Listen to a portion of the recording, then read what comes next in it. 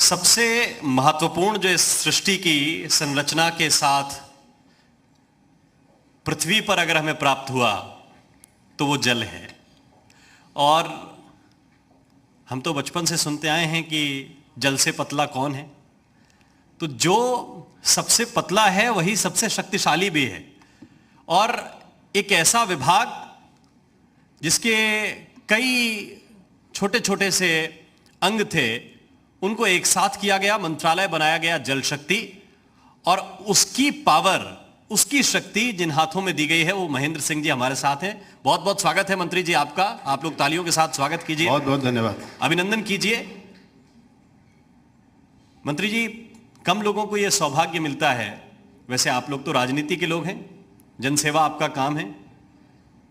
वो कहते हैं कि कभी प्यासे को पानी पिलाया नहीं, बात अमृत पिलाने से क्या फायदा। तो आपको तो पानी पिलाने का सौभाग्य मिला है सबको, और इस नाते भी लोग आपको आशीर्वाद देते हैं, पुण्य मिलता है आपको।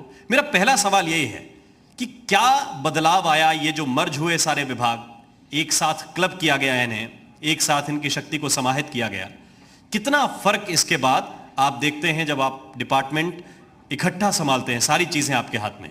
सबसे पहले तो मैं आपको अभिनंदन करना चाहूँगा कि जी उत्तर प्रदेश और उत्तराखंड ने एक बड़ा प्लेटफॉर्म हम लोगों को दिया है, जिसके माध्यम से हम जनता के बीच में अपनी बात को कह सकते हैं। और जैसा कि अभी पानी के बारे में आप कह रहे थे, रहीमन पानी राखिए बिन पानी सब सून, अब पानी गए न उबरे मोती मानस चून। तो उत्तर प्रदेश का मान सम्मान, स्वाभिमान भी वापस लौटा है। लोगों के खेत तक पानी पहुंचा है। अब लोगों के घर तक पानी पहुंचाने का काम तेजी के साथ चल रहा है। तो मुझको लगता है बदलते हुए उत्तर प्रदेश में सबसे बड़ा काम अगर किसी क्षेत्र में हुआ है तो पानी के क्षेत्र में हुआ है। और जल है तो कल है, जल है तो जीवन है। और इसलिए मैं सबसे पहले तो आदरणीय मुख्यमंत्री जी का अभिनंदन करना चाहता हूं, उनको बधाई देना चाहता हूं।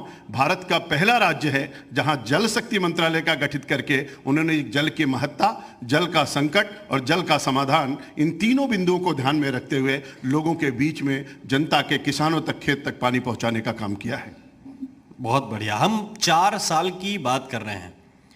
4 साल में आपको जिम्मेदारी थोड़े से विलंब से मिली, लेकिन आपके विभाग के अगर 4-5 बड़े काम हम पूछें जो पिछली सरकार में नहीं थे, इस सरकार में आप लोगों ने करके दिखाया है, जमीन पे उतारा है, तो वो कौन सी उपलब्धियां आप गिनाएंगे? देखिए, हमको थोड़ा सा समय आप दीजिएगा, क्योंकि उपलब्धियां बहुत ज्यादा हैं, इसलिए मुझको थोड़ा सा समय देना पड़ेगा।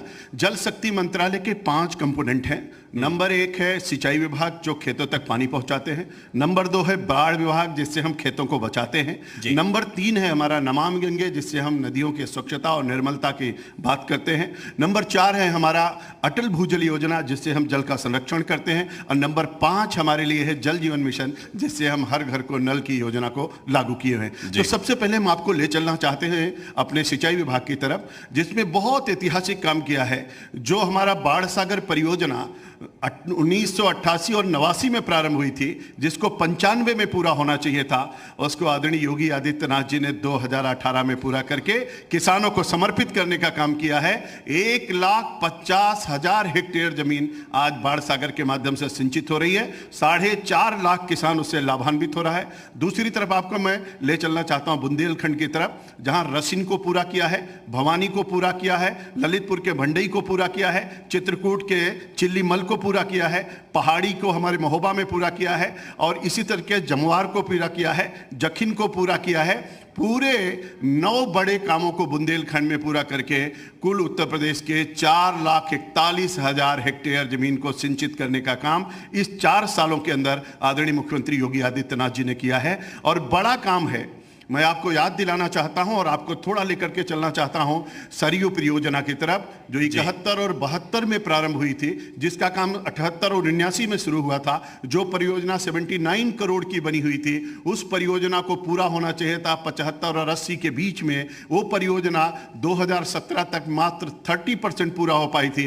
आज मुझको बताते हुए खुशी और गर्व हो रहा है, 10 जिलों की वो परियोजना 14.5 लाख हेक्टेयर जमीन को सिंचित करने वाली परियोजना इसी साल जनता जनार्दन को समर्पित करने जा रहे हैं। 4.5 साल की बड़ी उपलब्धि है। बड़ी उपलब्धि हमारी मध्य गंगा, जो हमारे अमरोहा, बिजनौर, मुरादाबाद और संभल को पूरा करने के लिए हम लोग जा रहे हैं। बड़ी परियोजना हमारी अर्जुन सहायक है, जो शुरू हुई थी आज से 32 साल पहले, उसको भी हम पूरा करके बुंदेलखंड के जनता को समर्पित करने जा रहे हैं।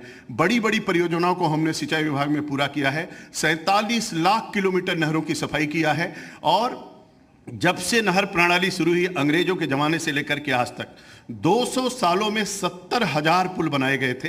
पिछले कई वर्षों में पुल टूटते रहे, आवागमन बंद होता रहा। अभी अभी आदरणीय मुख्यमंत्री जी ने 25,050 पुलों का लोकार्पण की वो शिलान्यास किया है, जिसको हम 100 दिन के अंदर पूरा करके जनता जनार्दन को समर्पित करने जा रहे हैं। 42,000 पंचायतों को कनेक्ट करेंगे। इसके माध्यम से आवागमन की सुगमता होगी, जिससे किसान अपने खेत तक पहुंच पाएगा और अपना माल बाजार तक ले जा पाएगा। तो 25,000 पुल पुलिया बनाना बहुत बड़ी बात है। अब मैं आता हूं बाढ़ की तरफ। बाढ़ में 14 और 15 में 15 लाख हेक्टेयर जमीन प्रभावित होती थी। आज योगी आदित्यनाथ जी के कामों के कारण से, योगी सरकार के कारण से आज वो घट करके 12,000 हेक्टेयर पर आ गई है। और बड़ी बात मैं आपसे कहना चाहता हूं, जो बाढ़ का काम अप्रैल और मई में शुरू होता था, लोग कहते थे पानी में बह गया, वो काम आदरणीय योगी आदित्यनाथ जी ने जनवरी में प्रारंभ कर दिया है और जनता जनार्दन को समर्पित करने जा रहे हैं। अभी 146 परियोजनाओं का हम लोगों ने शिलान्यास किया है, 170 परियोजनाओं का हम लोगों ने लोकार्पण किया है। पूरे उत्तर प्रदेश को बाढ़ से बचाने के लिए एक बड़ा अभियान चला करके ड्रेजिंग के माध्यम से नदियों को हम चैनलाइज कर रहे हैं। अब नदियों की धारा को मोड़ करके सीधा कर रहे हैं। बड़ा बेनिफिट प्राप्त हो रहा है। अब तीसरा कंपोनेंट की तरफ चलना चाहेंगे आपको, नमामि गंगे परियोजना, जो आदरणीय प्रधानमंत्री जी ने नमामि गंगे प्रारंभ किया 2014 में। 45 में से 16 परियोजनाएं पूर्ण हो चुकी हैं, 22 हमारी पूर्ण होने वाली हैं, 7 परियोजनाएं हमारे टेंडर प्रोसेस में हैं। और इस तरीके से 35 बड़े घाट बनाए गए हैं। आज हमारा डीओ पूरी तरीके से बढ़ा हुआ है, बीओडी की मात्रा बढ़ी है, जिससे पूरा और कोलीफॉर्म घटा हुआ है, जिससे हमारी गंगा निर्मल हुई, अविरल हुई। और मुझको बताते हुए आपके इस चैनल के माध्यम से खुशी हो रही है कि अब गंगा में फिर से डॉल्फिन दिखने लगी हैं और जीव भी दिखने लगे हैं। इसलिए 128 वर्ष पूर्व 128 साल का नाला, जो एशिया का सबसे बड़ा नाला, जिसको हम लोग आप जानते हैं सीसामऊ का नाला, जिसको टेप किया गया, प्रधानमंत्री जी ने बैठक किया और उन्होंने वहां जाकर के फोटो भी खिंचाई। और इस तरीके से बड़ा काम एक हम लोगों ने नमामि गंगे के अभियान में भी किया है। और इसी तरीके से मैं आप अटल भूजल योजना की तरफ आना चाहता हूं। अटल भूजल योजना में 4 सालों में माननीय प्रधानमंत्री जी ने अटल जी के जन्मदिन में अटल भूजल योजना शुरू किया। 10 जिले उत्तर प्रदेश के लिए योगी आदित्यनाथ जी ने कहा 10 नहीं 75 के 75 जिले लेंगे और उत्तर प्रदेश में अटल भूजल योजना उत्तर प्रदेश उन्होंने चलाया। और 75 के 75 जिलों में जल संरक्षण, जल संवर्धन, जल लोगों के घर तक पहुंचाने का काम प्रारंभ हुआ। और इसका बड़ा परिणाम है कि आज जल स्तर तेजी के साथ बढ़ रहा है। और इसलिए प्रधानमंत्री जी ने आह्वान किया है,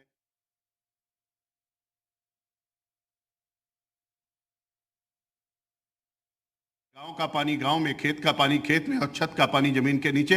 उसके लिए उत्तर प्रदेश सरकार पहली सरकार है जिन्होंने जल प्रबंधन विनियम अधिनियम भी बनाया है 2019, उसको हमने लागू किया है और तेजी के साथ जल संरक्षण में बड़ा काम कर रहे हैं। 6,000 पीजोमीटर लगा रहे हैं, जिसके माध्यम से आप आकलन कर सकते हैं कि जल का स्तर कितना नीचे जा रहा है और कितना ऊपर आ रहा है। उत्तर प्रदेश के 4 सालों में सब कुछ परिदृश्य बदला है। अब मैं 5वें कंपोनेंट की तरफ आऊंगा, जल जीवन मिशन, जिसको प्रधानमंत्री ने लाल किले से कहा है कि 2024 तक हर घर को नल से जल देंगे। और उसमें ऐतिहासिक काम करते हुए आदरणीय मुख्यमंत्री योगी आदित्यनाथ जी ने बुंदेलखंड और विंध्य क्षेत्र की 15,000 करोड़ रुपए की परियोजना का शुभारंभ आदरणीय प्रधानमंत्री जी के कर कमलों द्वारा हुआ है। 2 साल के अंदर पूरे बुंदेलखंड को हर घर को नल से जल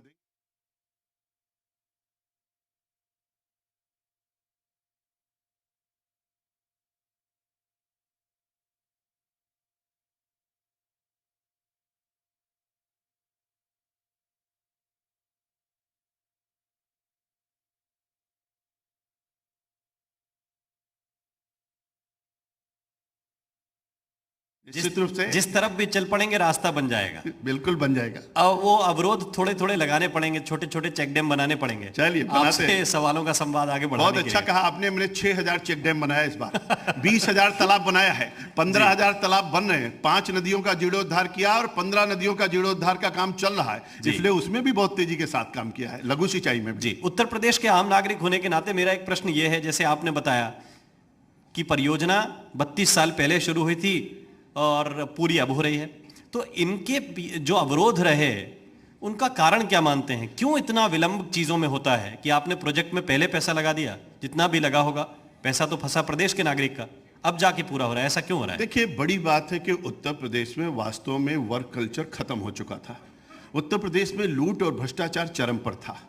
लोगों ने परियोजना पूर्ण नहीं कर रहे थे, अपना जेब भर रहे थे, जिसके कारण से कोई भी परियोजना पूर्ण नहीं हुई और समय से जनता को उसका लाभ नहीं मिल सका। लेकिन योगी सरकार और आदरणीय मुख्यमंत्री जिस तरीके से मॉनिटरिंग करते हैं हर बड़े उन कामों को लेकर के, उन्होंने कहा नहीं, इतने दिन में जो परियोजना पूर्ण नहीं हुई है उन सब परियोजनाओं को पूर्ण करके पूरे उत्तर प्रदेश के 75 जिले हैं, जिसमें से 74 जिले में नहरों का जाल बिछा करके लोगों को पानी देने का उन्होंने संकल्प किया। तो मैं समझता हूं कि पिछली सरकारों ने जिस तरीके की भ्रष्टाचार और लूट और जिसमें वर्क कल्चर नहीं थी उसको खत्म कर दिया था और अराजकता जैसी स्थिति बना दी थी, इसी का परिणाम था कि जनता जनार्दन को जो सुविधा आज से 32 साल पहले, 58 साल पहले, 22 साल पहले मिलनी थी, नहीं मिल पाई। लेकिन आदरणीय मुख्यमंत्री योगी आदित्यनाथ जी को मैं बधाई देना चाहता हूं कि उनके और आदरणीय प्रधानमंत्री जी के मार्गदर्शन और योगी जी की प्रेरणा से वो सब काम पूरे हो रहे हैं और उत्तर प्रदेश की जनता को भरपूर उसका लाभ मिल रहा है। इसीलिए तो हम कहते हैं राम राज फिर से उत्तर प्रदेश में दिखाई पड़ रहा है। ठीक है, एक सवाल जो आपने कहा गंगा की सफाई को लेकर, विपक्ष के लोग कहते हैं कि लॉकडाउन में गंगा साफ हो गई, उसका क्रेडिट आप लोग ले रहे हैं। और दूसरा सवाल ये कि गंगा पर जब आप फोकस करते हैं तो जमुना मैया को क्यों छोड़ देते हैं? बहुत अच्छा प्रश्न किया आपने। योगी जी कह रहे हैं कि दिल्ली वाले अगर साफ कर दें तो बहुत अच्छा प्रश्न किया। मैं आपको बताता हूं जी। लॉकडाउन से पहले महाकुंभ हुआ था, लॉकडाउन में कुंभ नहीं हुआ था जी। और जब कुंभ हुआ था तो 24 करोड़ लोग आए थे, 72 देशों के लोग आए थे और बिजनौर से लेकर के बलिया तक हम लोगों ने गंगा मैया में जो किया, माँ गंगा तो सबकी है, गंगा तो दर्शनार्थ मुक्ति, गंगा हमारे लिए आस्था का और श्रद्धा का और अर्थ का, इन सब चीजों का केंद्र है। और इसलिए आपने देखा होगा कि गंगा कितनी निर्मल थी। दुनिया के देश के राष्ट्राध्यक्ष आए, आचमन भी किया, जलपान भी किया, स्नान भी किया और इसीलिए योगी आदित्यनाथ जी ने हेलीकॉप्टर से पुष्प वर्षा भी किया और प्रयागराज में वास्तव में तीर्थराज प्रयाग को फिर से तीर्थराज प्रयाग का वो स्थान भी दिया। तो मैं समझता हूं ये बड़ी उपलब्धि थी लॉकडाउन से पहले की। अब मैं लॉकडाउन के बाद की आपको बात बताता हूं। सीसामऊ का नाला जो बंद हुआ वो लॉकडाउन के बाद की, लॉकडाउन से पहले उसको हम लोगों ने बंद किया था और बड़े बड़े 400 नाले हैं, उन 400 में से 250 नालों को बंद किया। उसका परिणाम यह है कि आज गंगा निर्मल है, आज गंगा अविरल है। जहां तक जमुना जी की बात है उस पर भी काम तेजी के साथ शुरू हो चुका है। मथुरा और बंद्राबंद की एसटीपी बन रही है, एक एसटीपी बन करके चालू हो चुकी है, दूसरी एसटीपी बन रही है। अभी अभी आदरणीय मुख्यमंत्री जी वैष्णो बैठक में गए थे, मैं भी गया था और मैं आपसे कहूंगा कि जी न्यूज का कोई भी व्यक्ति जा करके देख सकता है वहां पर कि हमने एक बड़ा सुंदर सा घाट बनाया है। उस घाट पे आदरणीय मुख्यमंत्री जी ने आरती भी किया। उसके बगल में देवराहा बाबा का जो आश्रम है वो पूरा कटान हो रहा था, उसको रोकने का भी काम किया। 3 बड़ी परियोजनाओं को पूर्ण किया है, आगे परियोजनाओं को 3 और का शिलान्यास भी कराया है। इस तरीके से जमुना जी का पूरा, जमुना जी जहां से आती है और संगम तक हम लोगों ने उसका रोड मैप बना लिया है। लेकिन जो योगी जी ने कहा एकदम सही बात है कि जमुना जी उत्तर प्रदेश में गंदी नहीं होती है, गंदगी दिल्ली से लेकर के आ रही है। इसलिए माननीय मुख्यमंत्री जी ने कहा दिल्ली अगर जमुना जी को साफ कर दे तो उत्तर प्रदेश की जिम्मेदारी मैं लिखता हूं, पूरी तरीके से जमुना जी भी साफ होंगी, गंगा भी साफ होंगी, गोमती भी साफ होंगी, सई भी साफ होगी, सरयू भी होंगी, शारदा भी होंगे, राप्ती भी होंगे और हमारे गंडक भी होंगे। सभी नदियों साफ होंगे और नदी तो मेरी माँ है जो मुझको सब कुछ देती है, इसलिए उस माँ के लिए सब कुछ करने के लिए योगी सरकार तैयार और तत्पर है। लेकिन दिल्ली वाले कहते हैं कि हरियाणा से ज्यादा गंदगी आ रही है, हरियाणा में भी आपकी खट्टर साहब की सरकार है, तो एक दूसरे पर आपने ओखला देखा होगा? देखा है। जैसे ओखला को आप, ओखला कहाँ पे है? दिल्ली बॉर्डर पे है और हरियाणा के पास है, दिल्ली में ही है ओखला। और ओखला से आप स्टार्ट करिए, नहर की स्थिति, सारे नाले नहर में, पूरा आप ओखला से चलते हुए नहर में दिल्ली की तरफ आइए, आपको पानी को कैसे काला और कैसे गंदा किया जाता है। जैसे दिल्ली की वो सरकार, जो वहाँ की लोकल सरकार है, वो पूरे तरीके से काली हो चुकी है, वैसे हमारी जमुना जी को भी पूरी तरीके से काली कर रही है। अगर उसको अपने नाले को टैप कर दें, एसटीपी को बना दें, कचरा उसमें न गिरने दें और जमुना मैया की तरफ थोड़ा सा भी ध्यान दे दें, तो मैं समझता हूँ कि मेरा उत्तर प्रदेश भी बचेगा, दिल्ली भी बचेगा और माँ हमको बहुत कुछ देंगी भी। इसलिए हर कोई जानता है कि दिल्ली जमुना जी को साफ नहीं कर रहा है, उस तरफ ध्यान नहीं दे रहे हैं और नमामि गंगे परियोजना का जितना लाभ उनको लेना चाहिए था नहीं ले पा रहे हैं। आदरणीय प्रधानमंत्री जी की प्रेरणा है कि उन्होंने कहा आस्था को अर्थ से जोड़िए, और इसीलिए भारत का पहला राज्य है उत्तर प्रदेश जहां पर हम लोगों ने 2 बड़ी यात्राएं गंगा मैया के लिए किया, और वो यात्रा बिजनौर से बलिया और बलिया से लेकर के यहां तक हम लोगों ने किया। बड़ा जन जागरण किया है, बड़े काम किए हैं इसमें। गंगा यात्रा का आपने जिक्र किया, बिजनौर से लेकर कानपुर तक और बलिया से लेकर कानपुर। उस यात्रा का सहभागी मैं भी था 6 दिनों का। बहुत अभिनंदन, बहुत हर बधाई। घाट पे मैं भी गया, और तब कहा गया कि गंगा के किनारे एक अच्छे चबूतरे बनाए जाएंगे, ग्रामीण इलाकों में भी जहां आरती होगी वहां पे अच्छे अच्छे बड़े बड़े पेड़ लगाए जाएंगे, उसके लिए प्रोत्साहन जो किसानों की ज़मीन होगी उनको दिया जाएगा। क्या आपको लगता है कि लोगों को ये सिखाने की आवश्यकता है, ये बताने की आवश्यकता है कि गंगा उनके लिए कितनी पूजनीय है या कितनी फल देने वाली हैं, या ये तो हमारी संस्कृति का हिस्सा है? इससे कुछ लाभ हो रहा है आपकी यात्रा से? बहुत अच्छी बात आपने कही है। बिजनौर से लेकर के बलिया तक गंगा 1250 किलोमीटर लंबाई है और 1250 किलोमीटर में 1038 ग्राम पंचायतें हैं, 1600 ग्राम हैं, 21 नगरीय क्षेत्र हैं, 27 जिले हैं, और इन 24 डिपार्टमेंटों को मिलाकर के हम लोगों ने कहा है कि गंगा के दोनों तट के हर गांव पर गंगा चबूतरा, गंगा खेल मैदान, गंगा नर्सरी, गंगा में जैविक खेती, गो आधारित खेती, और उस पर सब पर काम प्रारंभ हो गया है। और मुझको बताते हुए खुशी हो रही है आज कि गंगा के दोनों तट के 1038 ग्राम पंचायतें पूरी तरीके से ODF प्लस हो गई, और जो हमारे जितने शहरी क्षेत्र हैं ODF हो चुके हैं, ODF प्लस की ओर अग्रसर है। तो तेजी के साथ योगी सरकार 24 डिपार्टमेंटों को मिलाकर के उस पर काम कर रही है। हमारे जितने सौदागृह हैं उनको सबको हम विद्युतीय सौदागृह में भी परिवर्तित कर रहे हैं, जिससे हमारी गंगा प्रदूषित ना हो। ग्राम विकास विभाग, पंचायती राज, जितने नाले आते हैं उनको डाइवर्ट करके तालाब में ले जा रहे हैं, जिससे शुद्ध पानी गंगा में प्रवाहित हो। गंगा के दोनों तटों के किनारे हमारे कोई रासायनिक खाद का प्रयोग ना हो, इसके लिए सबको प्रशिक्षण करके गांव में लगा दिया। मेड़ पर पेड़ लगाने के लिए फ्री में पेड़ की व्यवस्था कर दी, और खेत में अगर पेड़ लगाना है तो उस खेत की उपज अगले 5 सालों तक कितनी होगी, जब तक फलदार वृक्ष तैयार नहीं होगा, उसके लिए भी माननीय मुख्यमंत्री जी ने कहा अगले 5 साल तक आपके उपज की कीमत सरकार देगी। आप गंगा मैया को सुरक्षित भी करिए, संरक्षित भी करिए और फलदार वृक्ष लगाइए। तो प्रोत्साहन के लिए भी काम बड़ी तेजी के साथ आदरणीय योगी सरकार ने किया है, उस पर तेजी के साथ हम लोग बढ़ रहे हैं। इसलिए गंगा के लिए केवल कह नहीं रहे बल्कि कर भी रहे हैं। और सभी नदियां हमारे लिए पूजनीय हैं, ये यमुना के लिए भी होना चाहिए। बिल्कुल, ये पॉलिसी सरयू के लिए होने। सरयू के बारे में तो कहते हैं कि मनवंतर सहस्त्रेस्तु काशी वासेन यत् फलम तत्फलम संवाप्नोति सरयू दर्शनम कृते। बिल्कुल, ये जब भावनाएं हैं तो ऐसी सरयू जोड़ दीजिए। गोमती तो हमारे यहीं किनारे पे आदि गंगा गोमती है, और इसलिए गोमती तो के लिए सारी योजना सब नदियों के लिए, सब नदियों के लिए बना रहे हैं, लेकिन स्टेप बाय स्टेप चल रहे हैं। सब नदियों के लिए बना रहे हैं, स्टेप बाय स्टेप चल रहे हैं। इसलिए मैंने आपसे कहा है हर नदी जितनी है, ये जब हम नमामि गंगे कहते हैं तो केवल गंगा नहीं, गंगा बेसिन की बात करते हैं। गंगा बेसिन में जब हम बात करते हैं तो गंगा में मिलने वाली सब नदियों की हम बात करते हैं। घाघरा भी आगे जाकर के, सरयू भी जाकर के गंगा में मिलती हैं, गोमती भी मिलती हैं, सई भी मिलती हैं, जमुना भी मिलती हैं, यानी सब नदियां जितनी हैं वो सब गंगा में मिलती हैं। इसलिए गंगा तौर दर्शनात् मुक्ति हम कहते हैं, और इसीलिए हम उन गंगा बेसिन की बात करते हैं, और सभी नदियों पर इस तरीके का प्रोजेक्ट चल रहा है। अब मैं आता हूं सिंचाई पे। पिछली सरकार में ये डिपार्टमेंट किन के पास था आपको बताने की आवश्यकता नहीं है। सरकार भतीजे की थी और ये डिपार्टमेंट चाचा चला रहे थे। आप लोगों ने तब कहा विपक्ष में रहते हुए कि सिंचाई विभाग में बहुत घोटाला है, भर्तियां अनियमितता के आधार पर हुई हैं, मनमर्जी से हुई हैं, कुछ घोटाले आप लोग पकड़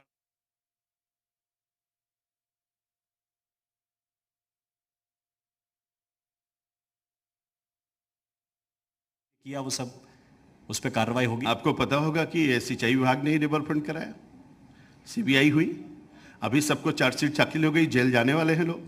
आपके जानकारी में है कि रसिन की परियोजना बुंदेलखंड की क्या हुई। आपको पता है अभी विजिलेंस जांच के लिए रामपुर की परियोजना पर माननीय मुख्यमंत्री जी ने आदेश किया है। आपको पता है बदायूं की परियोजना का क्या हुआ। पूरे उत्तर प्रदेश की एक एक परियोजना को इतना पलीता इन लोगों ने लगाया, इतना पलीता लगाया।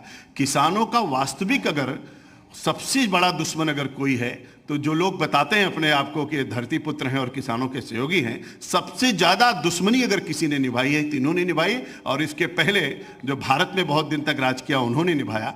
आज तो योगी और मोदी जी मिल करके, किसान हमारा भगवान है, उसके खेत तक पानी पहुंचना चाहिए, सभी परियोजनाओं को समय से पूर्ण करके किसानों के खेत तक पानी पहुंचाने का काम कर रहे हैं। प्रधानमंत्री किसान सिंचाई योजना, अब प्रधानमंत्री किसान सिंचाई योजना के तहत स्प्रिंकलर भी है, ड्रिप इरिगेशन भी है, ट्यूबवेल भी है, नहर भी है, बड़े ट्यूबवेल भी हैं, ग्रीन ट्यूबवेल भी है। हर तरीके की परियोजना लेकर आकर के हम लोग आज खेती को पूरी तरीके से हम कैसे समृद्धशाली बना सकते हैं, उनको हर तरीके से सुविधा कैसे दे सकते हैं, इन समस्त दृष्टियों से चतुर्दिक किसान का कैसे उनका सम्मान बचे, उनकी आय दोगुनी हो, एमएसपी लागू रहे, हर तरीके की उनको सुविधा प्राप्त हो, इसके लिए कृत संकल्पित है योगी सरकार। और आदरणीय प्रधानमंत्री मोदी जी की प्रेरणा से वो सब काम उत्तर प्रदेश में बड़ी बेहतरी के साथ हो रहा है। और इसलिए मैं आज कह सकता हूं इस बात को कि मैं भाग्यशाली हूं कि मैं जल शक्ति मंत्रालय मेरे पास है और किसान मेरा भगवान है और खेत उसके लिए मंदिर है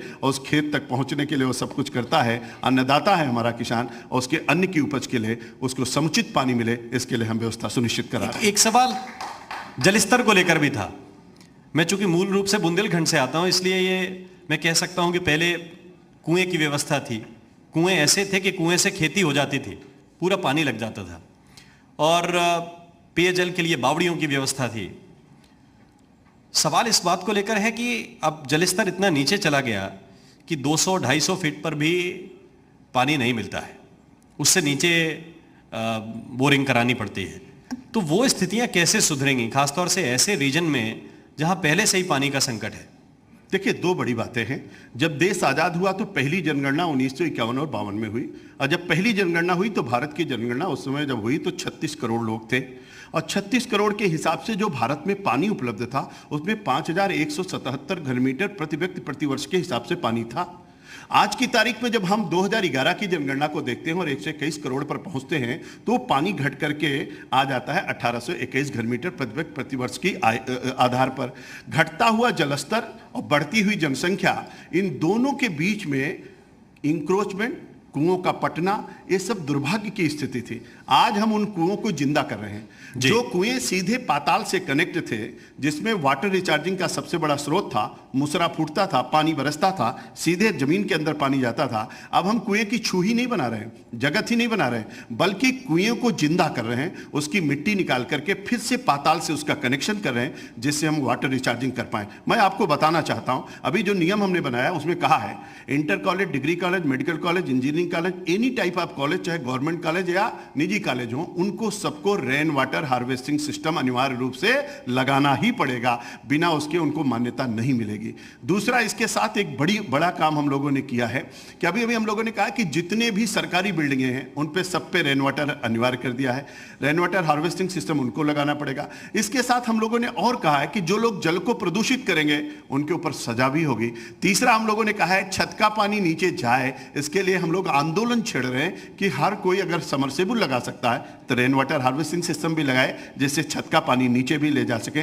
बड़ी बात है कि हम लोगों ने ये भी कहा है कि जितने भी सरकारी बिल्डिंग है, चाहे थाना हो, चौकी हो, CDO office, BDO office, DM office, state office, central office, कोई भी भवन होगा, उनको सबको रेन वाटर हार्वेस्टिंग सिस्टम लगाना पड़ेगा। और इसी के साथ साथ हम लोगों ने और भी एक आह्वान किया है, लोगों से कहा है कि हर एक एक बूंद जल हम कैसे बचा सकते हैं, गांव का पानी गांव में, खेत का पानी खेत में और छत का पानी जमीन के नीचे कैसे ले जा सकते हैं। इन सब पर उत्तर प्रदेश सरकार, योगी सरकार बहुत बड़ा काम कर रही है। आदरणीय प्रधानमंत्री जी की प्रेरणा है। अभी प्रधानमंत्री जी ने मन की बात में, अभी जो मन की बात उन्होंने कही उसमें उन्होंने जल संरक्षण के लिए पूरे देश का आह्वान किया है। मैं अभिनंदन करना चाहता हूं आदरणीय प्रधानमंत्री जी का, जो जल पर इतना बड़ा जोर दे रहे हैं। निश्चित रूप से हम लोग उत्तर प्रदेश का भी जल स्तर ऊंचा करेंगे। जो डार्क जोन में हमारे ब्लॉक चले गए हैं उनको हम सेफ जोन में लाएंगे और उत्तर प्रदेश की जनता को शुद्ध पेयजल मिल सके, इसकी व्यवस्था भी सुनिश्चित करेंगे। तो हम जल का संरक्षण, जल का संवर्धन और शुद्ध पेयजल लोगों के खेत और घर तक पहुंचाने का काम करेंगे। उत्तर प्रदेश भारतीय जनता पार्टी संगठन के प्रदेश अध्यक्ष स्वतंत्र देव सिंह जी भी हमारे बीच आ गए हैं। बहुत बहुत स्वागत है आपका। और जैसा नाम है वैसे काम भी है स्वतंत्र जी का। पूर्वांचल हो या बुंदेलखंड, क्षेत्र के बंधन में नहीं है, स्वतंत्र चलते रहते हैं। लेकिन मेरा आखिरी सवाल आपसे यह है कि सिंचाई विभाग की बहुत सी जमीन ऐसी है जिस पर या तो कब्जा हो गया या कब्जा करने की कोशिश होती रहती है। कई इलाकों के तालाब ऐसे हैं जिनका आकार धीरे धीरे सिमटता गया, वहां कॉलोनियां काट दी गई या काटी जा रही हैं।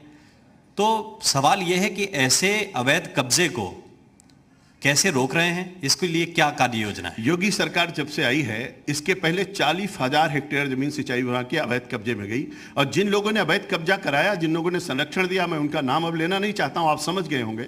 लेकिन आज जब से सरकार आई है, 2,000 हेक्टेयर जमीन हमने खाली करा दिया है।